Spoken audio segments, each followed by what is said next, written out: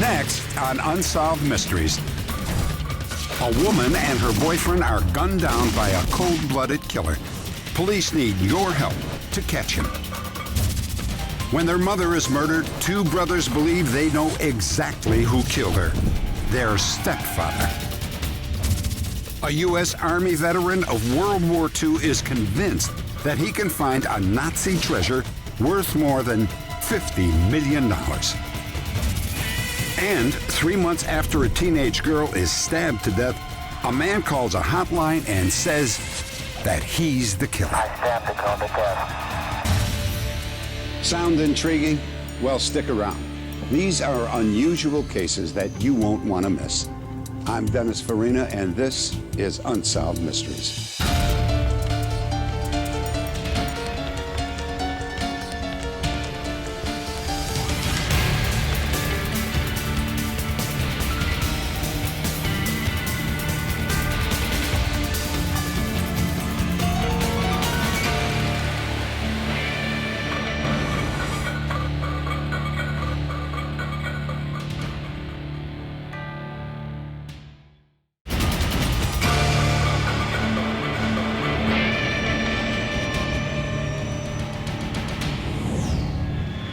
Lawton, Oklahoma. Tina Creamer and Robert Miller had been dating for just a few weeks. They met on the job at a local hospital where they both worked. On a summer evening, the couple planned to relax at Robert's apartment. While he cooked dinner, Tina was in the shower after a long day at work. They were not aware that they were being watched.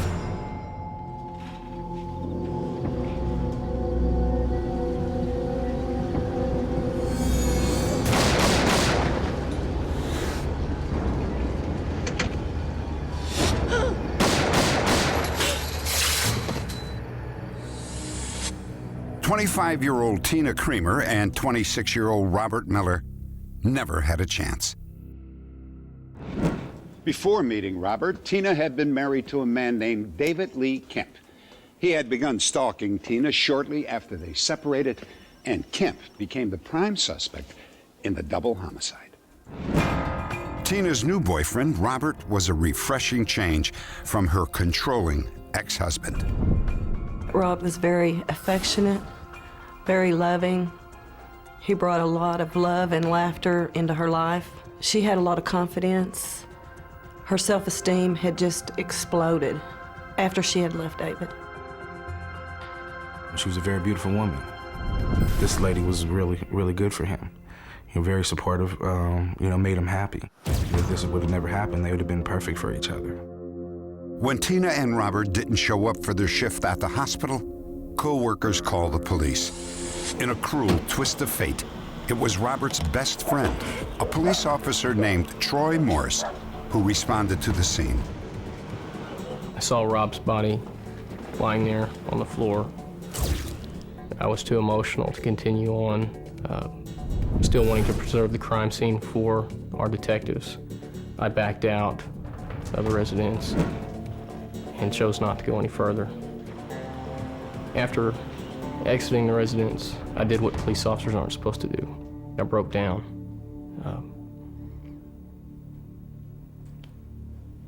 I can't describe that feeling. I can't describe it. The repercussions of the double killing spread further. Tina's family learned what happened from a news report. My husband and I, which is her brother, was watching TV. TV didn't say any names, but it showed the apartment. And we just knew that it was them. As police began their investigation, they learned from Tina's friends that there was one likely suspect: David Lee Kemp. The first thing that led investigators to seeking the whereabouts of David Kemp was the fact that he had motive. He had made threats to kill himself and to kill Christina when they split up. Robert said on several occasions that David Kemp would come up to Comanche County Memorial Hospital and leave notes on Tina's car stating, if I can't have you, that nobody can. She stated to me a few days before the murders that it was the calm before the storm. because of threats and letters. Rob knew that Tina feared David. And we would state to him, y'all be careful, watch out for him. Detectives tried to locate Kemp but found that he had suddenly left town the day after the murders. Kemp was gone, and police had no physical evidence to link him to the killings.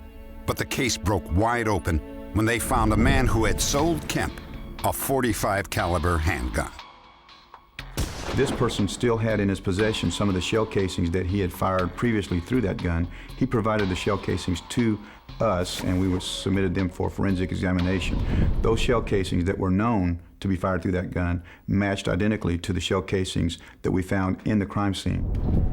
With conclusive proof that Kemp's gun was the murder weapon, police launched an all-out manhunt. It wasn't long before they got their first break. We were notified by California Highway Patrol that they had spotted David Kemp's vehicle on a highway just outside of Bishop, California. 1 Charlie 1 requesting wants on Oklahoma. Kemp's Dodge Ram pickup truck had broken down. The police indicated that there was no one around the vehicle. We faxed them a photograph of David Kemp and advised them of what he was wanted for. Within an hour, a man fitting Kemp's description was spotted walking down the same highway. They called us back and stated that they had tried to approach Mr. Kemp, but that he had fled on foot.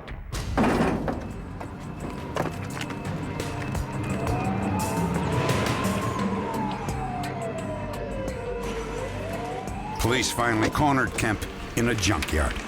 David Lee Kemp, this is the police department. Step out so we can see you. I'm not going to jail, no way! Put the gun down, David. He began to wave the gun about and indicated that he wanted to kill himself. We're gonna try and help you, David. What can I do for you? Let us know, we gotta know. Police fired rubber bullets and Kemp went down.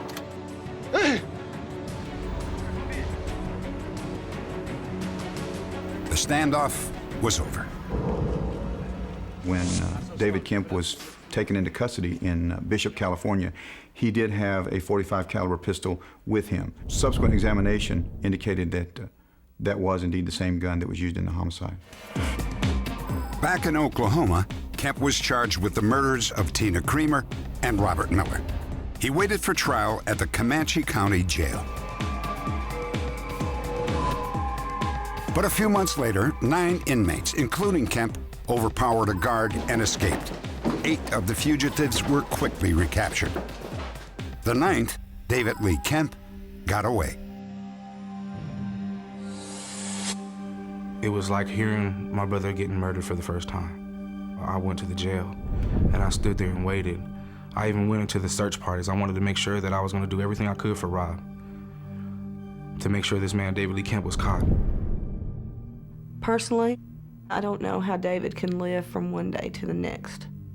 He's a coward for what he's done. 3 months after the escape, the night manager of a Las Vegas motel checked in on a guest who was late with his rent. Hello? Manager, sir? Hello? The manager found the guest sitting in the bathtub covered with blood, holding a knife to his stomach. Assuming it was a suicide attempt, authorities took the man to a psychiatric ward for observation. His wounds were thought to be superficial. He was treated and released. The hospital staff had no idea that the man was wanted for a double murder. It was David Lee Kemp. Kemp was last seen at a service station on the outskirts of Las Vegas, Nevada, getting into a black Firebird. It's just a never-ending nightmare. I want satisfaction from my brother, and that'll be the only way he can rest in peace. Without that, he's gonna be troubled, a troubled soul. Our wounds have not even gotten to heal because David's never been tried, and our wounds won't heal till David faces the consequences of what he's done, till justice is served. Update. There are new developments in this case. Here's one of our staff with details. After 14 years on the run, David Lee Kemp turned himself in to authorities in southwest Arizona and was charged with first-degree felony murder. According to the sheriff, he told them he was tired of running and that the ordeal was affecting his health. Next, two brothers desperately search for clues to their mother's murder.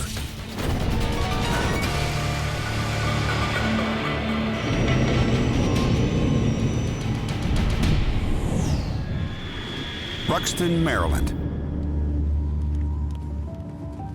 One summer afternoon, 19-year-old Nick Owsley arrived at his mother's house. They had planned to spend the evening together. The door was partly open, and she was nowhere to be found. Mom? Hey, Mom, you home? Her car was gone, and a set of keys was left on the kitchen table. Nick waited until 2 a.m., and then he went home for the night. Mom, you all right?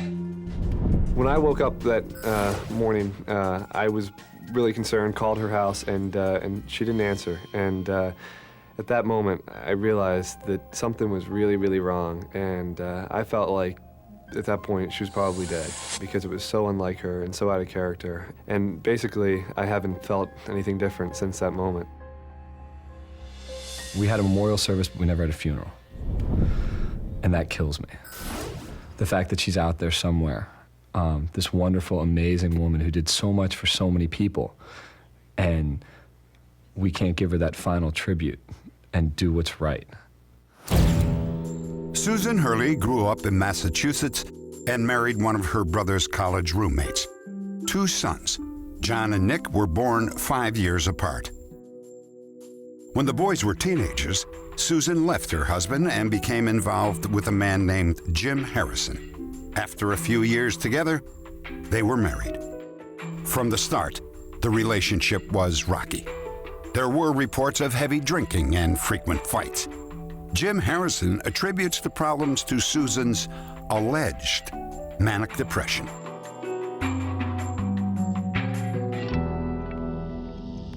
She would start screaming and yelling, and she would start destroying things in or around the house. And she would run around the house and use bad language. It was really sad and really tough. It's another excuse that he tries to use, tries to take the blame from himself for what, even now, even still, even when she's not around, to say, okay, maybe it was my fault. Well, I think the first time that I recognized that there was abuse in the relationship was when I actually saw abuse myself when I was about 12 years old. Nick claims that on the night he witnessed the abuse, he was home alone with his mother and Jim. Get away from me! Listen, don't tell me what to do. I remember waking up around 2 in the morning and hearing voices and some screaming. What's going on out there? It's okay. And she said, Jim's been hurting me, he won't leave me alone. And I said, well, I gotta get out of here. And so I called my brother's girlfriend at the time and talked with her, and she said, you should get out of there, I'll come pick you up, go outside, stand in the driveway, and then I'll come get you. Nick says that while he waited, the battle moved outside. You forgot these! Why do you want to Open that truck! Open that truck! I don't want those ugly lampshades around! Leave her alone! Are you okay? I see my mother as a victim of domestic violence and a victim of abuse, and I think that she was caught up in a vicious cycle that a lot of women who are in those same situations are caught up in, and that it's just very difficult for them to leave. The only thing I've ever done is defended myself when she attacked me. And to some degree that involved my simply leaving the house for a day or so, and other times putting myself into the bedroom and closing the door, and just trying not to let her abuse me. But I've never abused her, never. Our uniformed police officers had been called to their home on a number of occasions for a cause of domestic violence. And when they responded to the home, they found On occasion, Susan had some injuries that were questionable.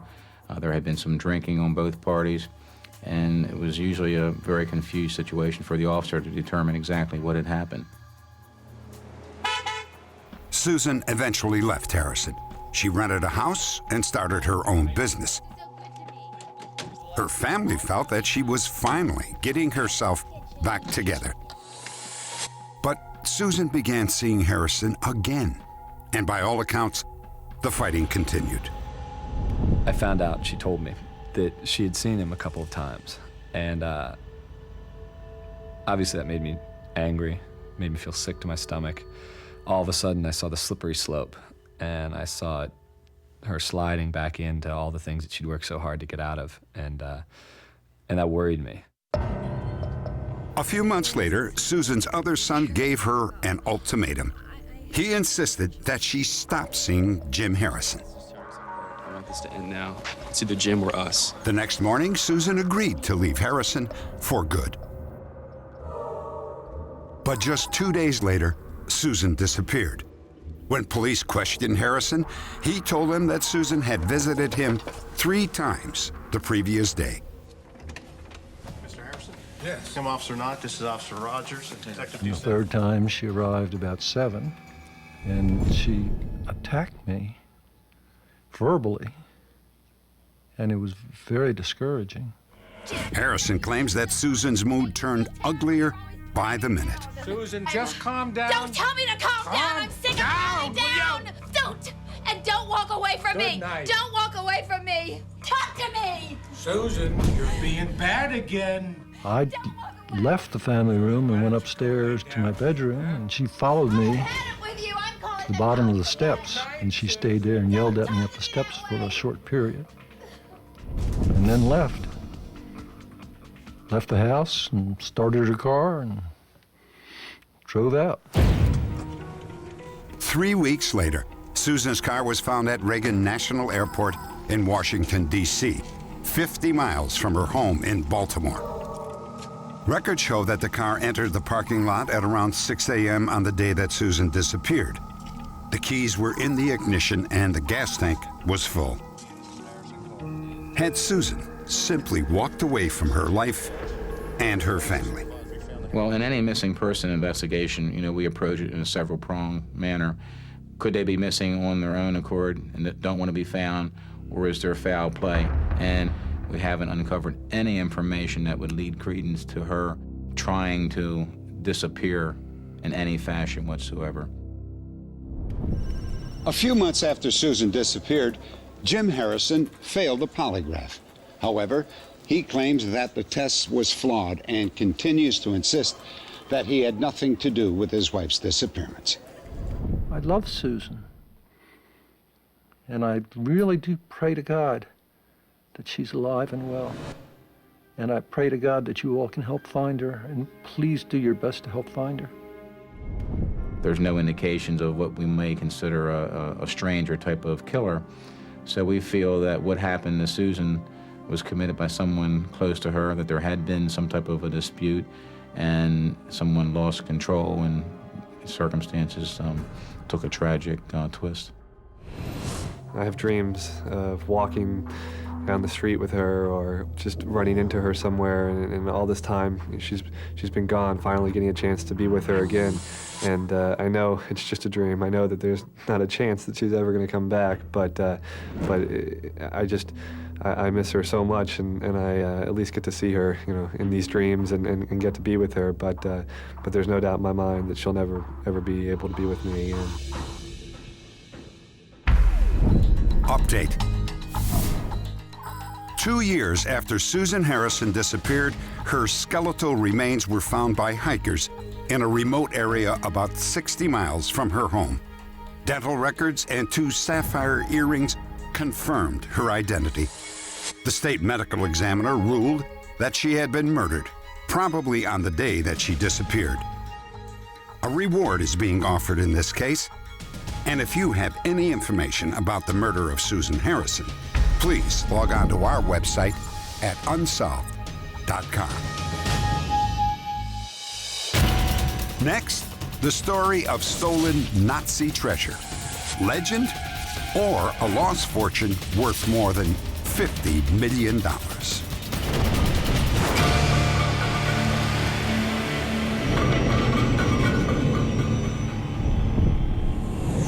Germany, 1945. The final days of the Nazi Empire. The end of the war in Europe was near. As the Allies advanced into Germany, they discovered treasures that had been stolen by the Nazis. In the months following the German surrender, billions of dollars in riches were uncovered, including these gold bars, found in an abandoned salt mine by U.S. soldiers. But there could be even more. Ever since the end of World War II, rumors of hidden Nazi treasure have captivated fortune hunters. One of the most persistent stories points to a lake in Austria called Lunarsee. The man searching for this treasure is Dr. Edward Greger. After the war, he served with the U.S. Army in Austria and heard the story about a buried Nazi treasure. It started at the concentration camp of Dachau. Gold and treasure that was accumulated from the prisoners that had brought in there who were executed and cremated. Greger heard about the buried fortune from Dr. Wilhelm Gross, a medical doctor who treated in prison Nazi war criminals. According to Dr. Gross, the commandant of Dachau and 3 of his assistants loaded the treasure into 4 boxes, which were probably ammunition boxes according to the size. These boxes were filled with jewelry, rare stamps, and gold bars, processed from the gold fillings of concentration camp victims. Dr. Gross's informant claimed to be one of 4 SS officers who smuggled this treasure out of Dachau. Their destination was a pristine Austrian lake on the Swiss border called the Lunarsee. Allied armies had not yet reached this isolated region, and the men believed that their treasure would be safe. According to Dr. Gross, after several days, the men finally arrived at the Lunarsee. The officers buried the treasure exactly halfway between a small hut and a brook across the lake. They said their farewells and went their separate ways, planning one day to return. 3 of them left and headed into Switzerland. The 4th person went back down into the valley to return to his family. According to Dr. Gross, this 4th officer was captured and, while awaiting execution, revealed his secret. The officer's 3 other companions were never seen again. In 1956, a dam was built on the Lunarsee that submerged the treasure location under 75 feet of water. 34 years later, a severe drought brought the lake level to an all-time low. It's not getting any stronger. Armed with information from Dr. Gross's personal papers, Edward Greger went to the Lunarsee. It's already off the meter, though, so it's as strong as it can be. He pinpointed the apparent location of the treasure by using a map given to him by Dr. Gross. However, after a careful search, Dr. Greger was unable to find it. Does the Lunarsee treasure really exist? Or did Dr. Gross simply make up the story? A war crimes trial in 1946 produced testimony suggesting the treasure is real. I had discovered some evidence in the archives, specifically an interrogation statement from a gentleman by the name of Joseph Gerlin. Joseph Gerlin was on trial for war crimes he committed at Dachau. According to his court testimony and statements from 4 other sources, the commandant of Dachau took part in a conspiracy to smuggle a treasure from inside the camp. Camp commandant was Wilhelm Weiter. One witness said that he saw Weiter have the trucks loaded being loaded with valuables out of the cash storage areas. According to some other testimony, Viter was seen leaving the camp in those vehicles. Later on, he was also seen by other SS personnel heading towards the Swiss border. Geraldine testified that other camp personnel had assisted in burying this treasure, and that approximately $5 million in gold rice marks was taken in valuables. Joseph Geraldine was hanged before revealing any more secrets about the treasure. Dr. Greger believes that Geraldine was one of the 4 men who buried the treasure at Lunar Zee, and perhaps he was Dr. Gross's mysterious informant. If the treasure is real, it remains hidden beneath the waters of Lunar Zee. In 2003, Dr. Greger returned to the Austrian lake, but was again unable to locate the hidden fortune. If he ever does find the treasure, he plans to use the proceeds to provide medical care for needy individuals. A fitting use for wealth stolen under such grim circumstances. Next, a teenage girl is murdered and police have the killer's voice on tape.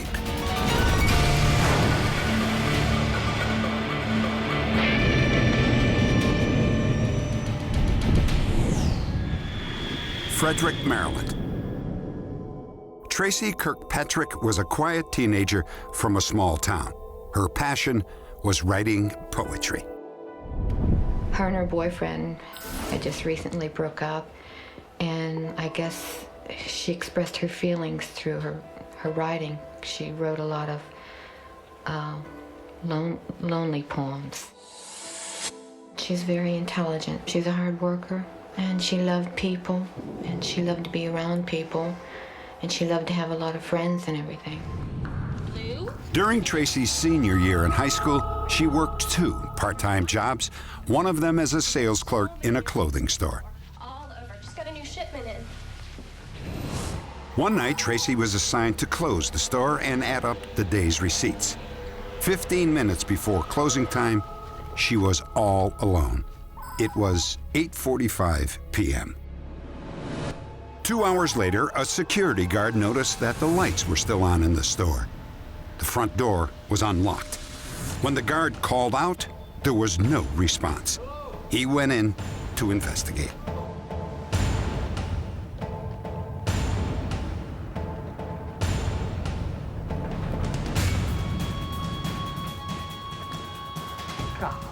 Almighty. In a back storage room, he found Tracy's lifeless body. The guard immediately called police. I'm at the clothing store. You better send someone down right away, all right? At about that same time, Tracy's parents were on their way to pick her up. It was nearly 11 p.m., and she was more than an hour late. As soon as I seen it was at the store, I jumped out of the car, and I went up to the door, and they didn't want to let us in at first because they really didn't know who we were. I know Tracy works here. All right, hold on. I said, "Is she all right? Can I see her?" And when he shook his head, no, I just blocked out everything. I didn't want to hear the rest of what was going to be said to me. What did someone have against her that they would do something like that to her? She never did anything to hurt anybody. Detectives were baffled. They could find no motive for Tracy's murder. And then, 3 months later, they got their first break. A phone call recorded by a nationwide confession hotline. Hello, my name is Don, and I'm calling from Frederick, Maryland. I know this is going to sound surprising, but 3 months ago, I stabbed a girl to death. And you might think that in making this tape, I'm setting myself up to be caught. But there are a lot of guys named Don in Frederick. The confession hotline staff sent the tip to Frederick police. The sincerity that I heard in that voice And the knowledge that the person was displaying, talking about what he had done, at that point convinced me that I probably was listening to the killer. Detective Horner played the tape for his chief. Confession tape? Yes, sir. Let's listen to it then. The girl I killed was working in a ladies' sportswear store. I often came by and talked to her when she was working alone. And one night when she was in the storeroom and we were talking, our conversation turned into an argument.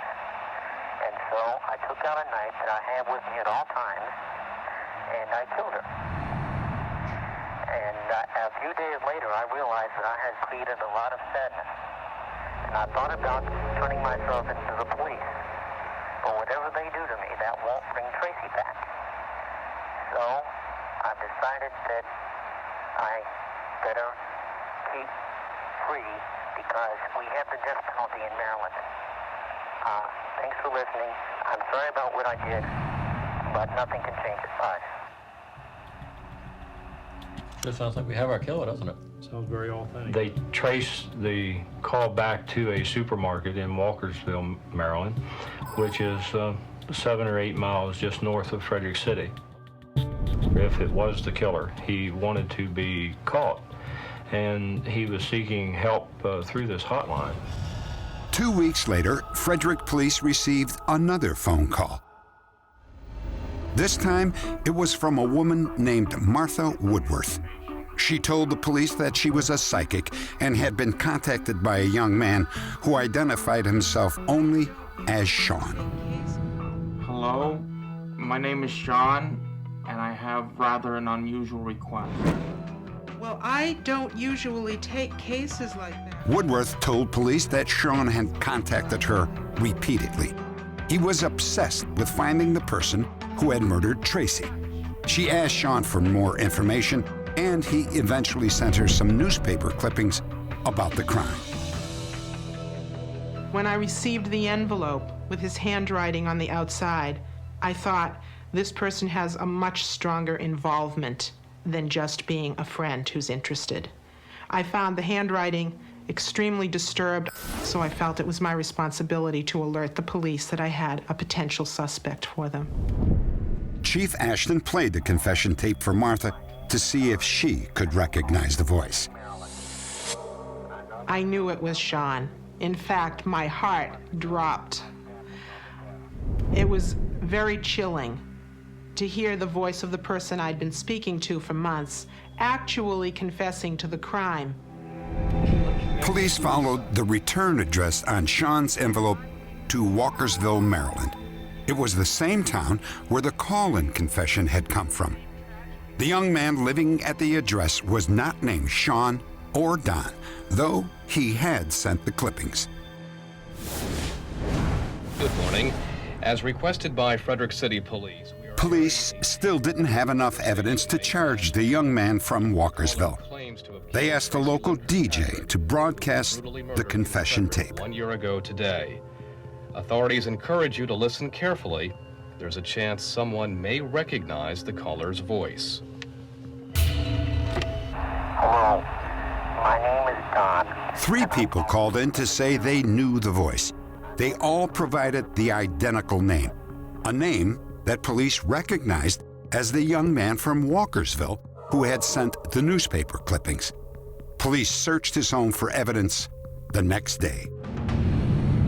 Unfortunately, the evidence was examined and re-examined, and we were unable to confirm that he was either at the crime scene that night or had any particular part in this criminal act.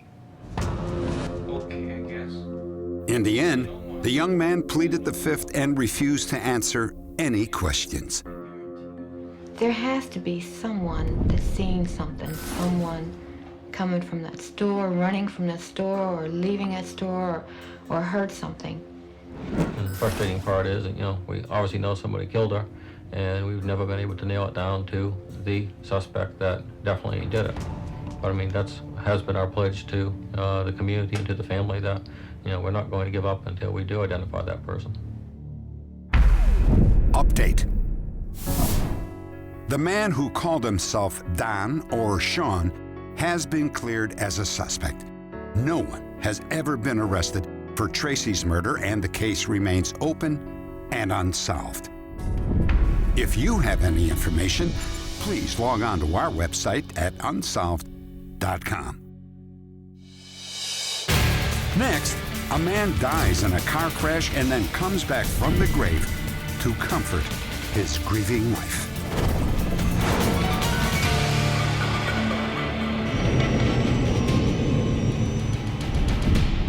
The Cascade Mountain Range, Washington State. John and Patty Eggleston, along with their 2 young sons, Johnny and Chris, were packing up after a day of skiing. It was time to make the 70-mile drive back to their home near Seattle. Everything was calm, routine, normal. Then, disaster.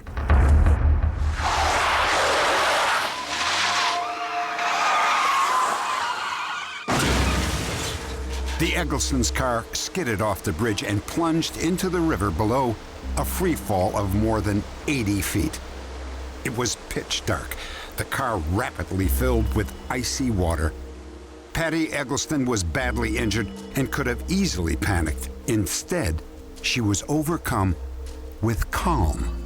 I had this feeling come through me and fill every pore, every cell of my being with warmth and love. It was pure love, and it was guidance. And that feeling gave me the knowledge and the strength to do what I needed to do next. Patty managed to grab her children and get out of the wreck. Only later did Patty realize that her husband John had died immediately upon impact.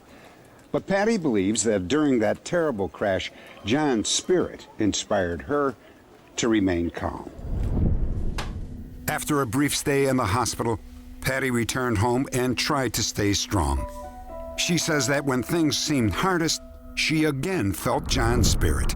Initially, it was at night in the bedroom. I was woken up from a sound sleep with the feeling that John had just been there. I could feel him, I could smell him, I could feel where he was in the bed. The only sensation I didn't have was visual. I did not see him.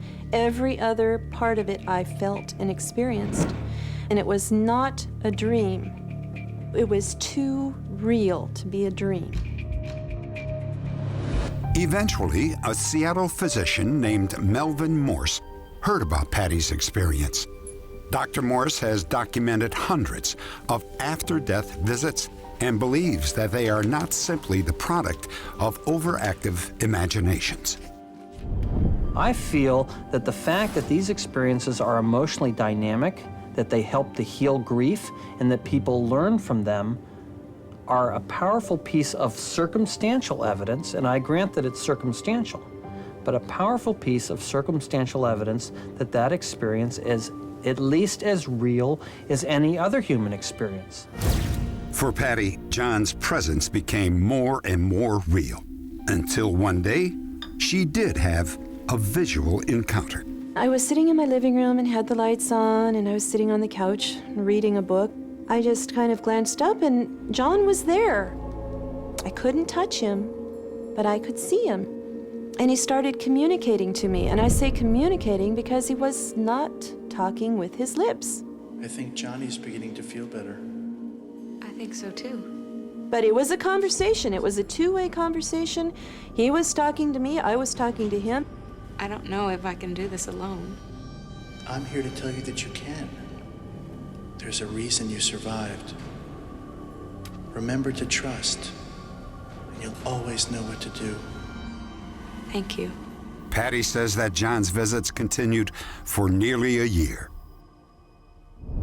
Looking back, I know it was, he didn't come anymore after I had gotten my life together. I was okay. I was truly okay. Things were still rough. I was still hurting, but I had gained enough strength, personal strength, that I could go on without him, and he wasn't there anymore.